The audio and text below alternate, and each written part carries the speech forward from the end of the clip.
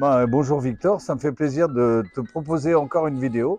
Donc j'ai pas changé, Olivier Courage, c'est d'ailleurs voilà, écrit sur le badge comme vous pouvez le voir là ici. On est bien tranquille aujourd'hui pour le cours de la SOFEC, donc c'est avec grand plaisir. Je vous avais gardé une petite vidéo au chaud, c'est une vidéo sur la réparation du sous-scapulaire.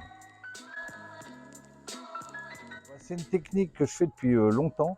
Le point particulier de cette technique, c'est que je m'affranchis complètement du tendon du biceps, parce que j'ai des fois du mal à comprendre comment on peut réparer un sous-scapulaire en gardant le biceps dans le secteur.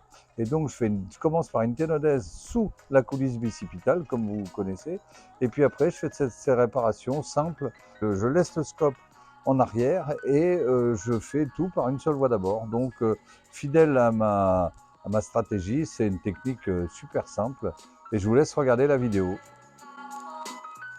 Bonjour, voyez cette lésion qu'on va réparer du sous-scapulaire, atteinte du tiers supérieur, le tendon du long biceps est pathologique, il est luxé en dedans, pas de dégénérescence musculaire ni d'amyotrophie et pas d'atteinte associée de la coiffe des rotateurs, c'est une lésion isolée du sous-scapulaire.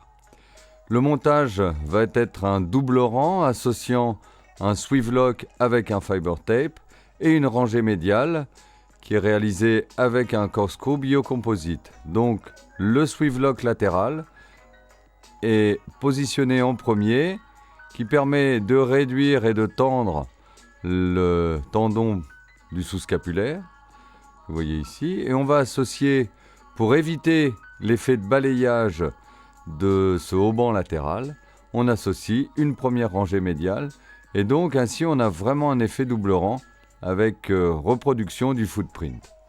L'installation, bonne ergonomie dans notre bloc opératoire. Et on est en position demi-assise, c'est une épaule droite.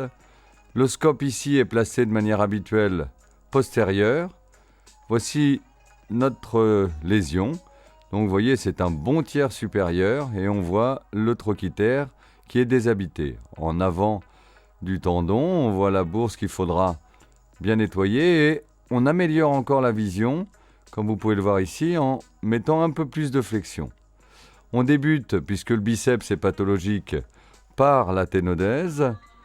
La ténodèse va être réalisée, ici mise en place de la canule, et on augmente encore notre espace en avant pour aller faire cette ténodèse, qui est montrée ici rapidement. Notre logette osseuse qui est réalisée ici après calibrage, elle était de 6 mm. Mise en place du tendon et on le fixe, on le visse avec notre vis Swivelock 6,5 mm. Donc voici notre ténodèse qui a été réalisée en premier lieu, ce qui permet de ne pas être gêné par le tendon du long biceps. Et on contrôle la tenue et la tension puisqu'on a resséqué une partie. On va pouvoir maintenant s'attaquer au sous-scapulaire. L'espace antérieur a été bien nettoyé, c'est important pour bien retrouver ses sutures. On a ici le tendon conjoint, la coracoïde qui a été avivée, mise en place de la première rangée.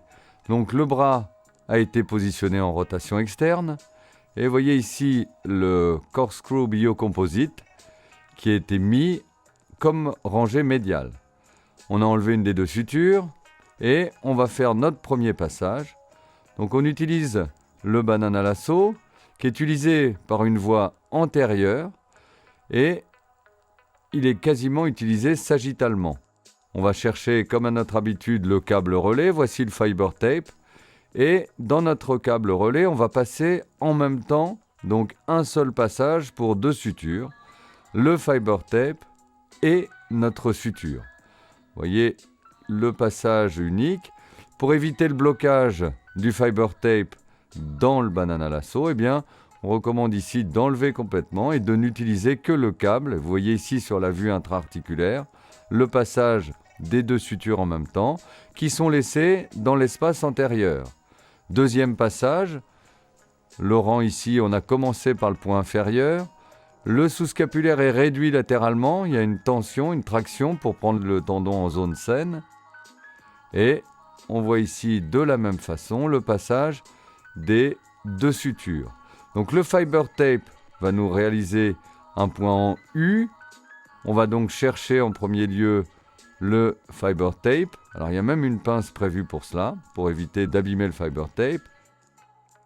Et là, on joue aussi sur la rotation pour bien exposer la tubérosité qu'on a avivée. Et on va prendre notre fiber tape dans le Swivel Lock et on le descend tranquillement dans la canule. Donc c'est mieux d'avoir une canule pour éviter d'attraper des parties molles. Vous voyez la position très latérale de notre Swivel Lock. Attention à la mise en place des sutures, on fait pour que la réduction soit optimale. Et vous voyez que cette zone n'est pas très facile d'accès et que la mise en place du Swivel Lock est plus facile que de réaliser des nœuds. Donc l'os est en général assez dense à cette partie. Le Swivel Lock a été tendu. On coupe et il ne nous reste plus qu'à comprimer sur la partie médiale de la tubérosité. Vous voyez qu'on a remis le bras en rotation interne pour aller chercher ces sutures. On avait bien pris le soin de nettoyer en avant. C'est un nœud qui coulisse, donc Easy Knot, qui est descendu, qui permet cet effet de compression qu'on a vu et qui va donc permettre de limiter le balayage du tendon sur la tubérosité. Alors voici l'aspect final de notre réparation, ici du tiers supérieur du tendon, qui aurait pu être étendu en bas. L'aspect radio avec le Swivel Lock, la ténodèse du tendon du long biceps. Et je profite de cette vidéo, une fois de plus, pour remercier mon équipe particulièrement punchy. Merci encore.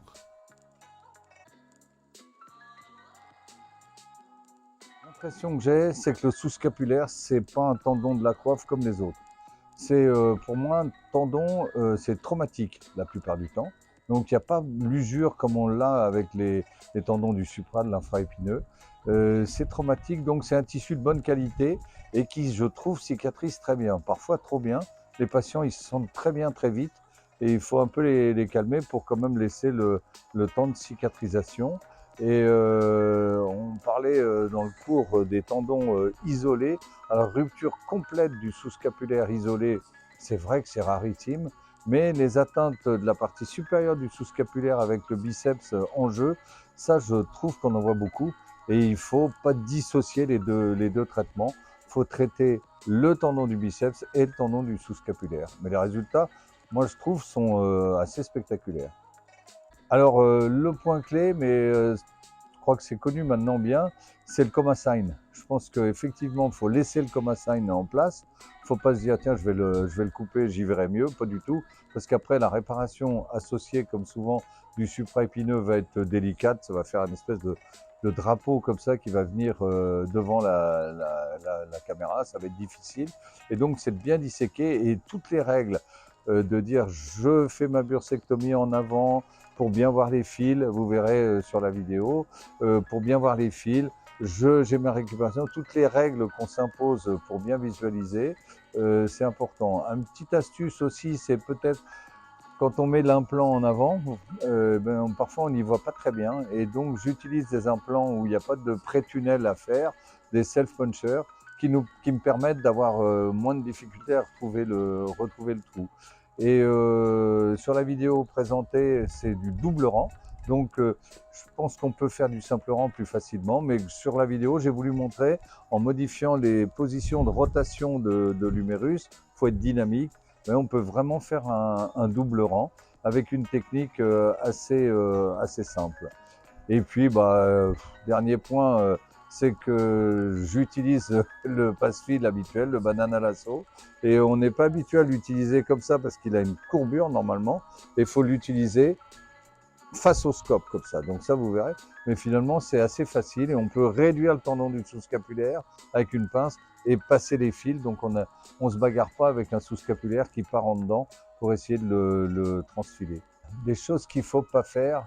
Moi, j'ai essayé aussi de faire des réparations de sous-scapulaire en changeant ma voie optique et en mettant la voie optique au-dessus du tendon. Et on voit le tendon par la tranche comme ça. Et je trouve que c'est pas facile de se repérer en haut et en bas pour faire des points en U, pour bien voir. Et finalement, il y a pour moi, pourtant qui aime bien mettre les caméras au-dessus des lésions, dans le cas du sous-scapulaire, je préfère laisser mon scope en arrière. Je me sens plus à l'aise. Puis pas hésiter à mettre le bras en antépulsion pour justement ouvrir cet espace qui sinon peut être un petit peu confidentiel. Bah, c'est peut-être la dernière vidéo que je vais, que je vais, que je vais donner, parce que j'en ai pas comme ça 150. Mais voilà, ça me fait super plaisir d'avoir pu donner ces vidéos. Et bah, moi, je voudrais remercier Victor qui nous fait des beaux interviews et ça permet de faire vivre tout ça. Et c'est ça le plus important. Voilà.